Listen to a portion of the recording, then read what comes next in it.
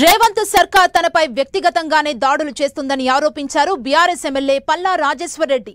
9 నెలలుగా తన కుటుంబ సభ్యులతో పాటు తన విద్యా సంస్థలపై దాడి చేస్తుందన్నారు.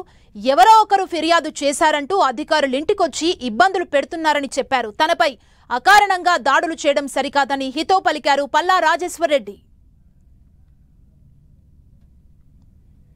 అనేక ప్రభుత్వాలు ఆనాడు తెలుగుదేశం ప్రభుత్వం, కాంగ్రెస్ ప్రభుత్వం, టీఆర్ఎస్ ప్రభుత్వం, మరలా ఇవాళ ప్రభుత్వాల్లో కూడా ఇబ్బందులు ఉంటే ఉండొచ్చు. కానీ వ్యక్తిగతంగా రాజకీయ పరంగా ఏనాడు కూడా మేము ఇబ్బందులు ఎదుర్కోలే. గత 9 నెలలుగా వ్యక్తిగతంగా నా మీద, నా కుటుంబం మీద, నా విద్యా సంస్థల మీద విపరీతమైన దాడి చేస్తున్నారు, ఇబ్బందులు పెడుతున్నారు.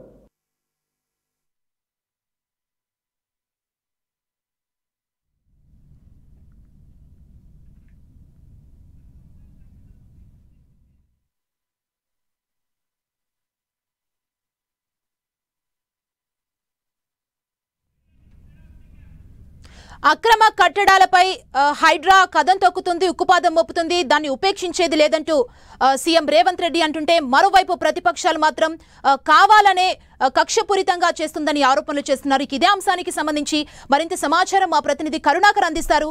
కరుణాకర్,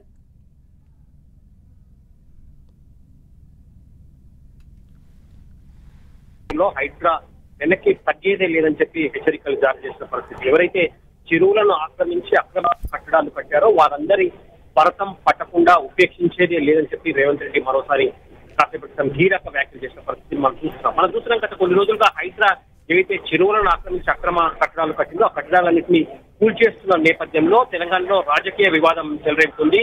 కేవలం రాజకీయ కక్షలో భాగంగానే హైడ్రా ప్రతిపక్షాలను టార్గెట్ చేస్తూ ప్రతిపక్షాలకు సంబంధించిన వారిని మాత్రమే టార్గెట్ చేస్తూ ఆ కట్టడాలను కూల్చేస్తుందని చెప్పి బీఆర్ఎస్, బీజేపీ పార్టీ పెద్ద ఎత్తున ఆరోపణలు గుర్తిస్తున్న పరిస్థితిని మనం చూస్తున్నాం. ఇటువంటి సందర్భంలో కాసేపు క్రితం కార్యక్రమంలో పాల్గొన్న ముఖ్యమంత్రి రేవంత్ రెడ్డి ఎట్టి పరిస్థితుల్లో హైడ్రా రాజకీయాలకు అతీతంగానే పనిచేస్తుంది, తమకు ఎవరిపై రాజకీయ కక్షలు లేవు, కేవలం హైదరాబాద్ ప్రయోజనాలే తమకు ముఖ్యమని చెప్పి మరోసారి రేవంత్ రెడ్డి తేల్చి చెప్పిన పరిస్థితి. చాలా ఏళ్లుగా హైదరాబాద్ లో ఉన్న చెరువులన్నీ కూడా ఆక్రమణకు గురయ్యాయి. పెద్ద ఎత్తున చెరువులను ఆక్రమించి పెద్ద ఎత్తున పెద్దవాళ్ళంతా కూడా ఫామ్ హౌజులు నిర్మించుకున్నారు.